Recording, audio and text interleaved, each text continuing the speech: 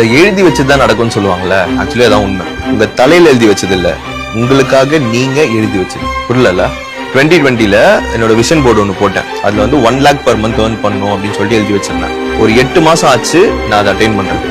பண்ணிட்டேன். 2021ல 10 lakh per month பண்ணணும் அப்படின்னு சொல்லிட்டு எழுதி வச்சிருந்தேன். அதுக்கு ஒரு 2 வருஷம் ஆச்சு. 2023ல தான் என்னால பண்ண முடிஞ்சது. ஆனா பண்ணிட்டேன். இப்ப நெக்ஸ்ட் ஒன் எழுதி வச்சிருக்கேன், அது பண்ணிட்டு சொல்றேன். ஆக்சுவலி திரும்பி பார்க்கும்போது தான் எனக்கு இது தெரிஞ்சது. எனக்கு ஆக்சுவலி எழுதி வச்சது என்னன்னா, ஒரு மிடில் கிளாஸ் பையன் ஆவரேஜா ஒரு வேலைக்கு போய் நார்மலான ஒரு வாழ்க்கை, நிம்மதியான ஒரு லைஃப். ஆனா நான் எனக்கு எழுதி வச்சது 10 lakh per month.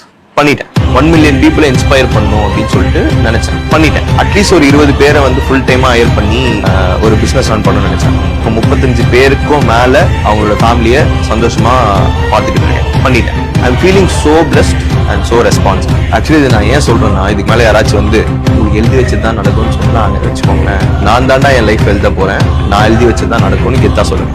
என்ன எழுத ஸ்டார்ட் பண்ணிடலாமா?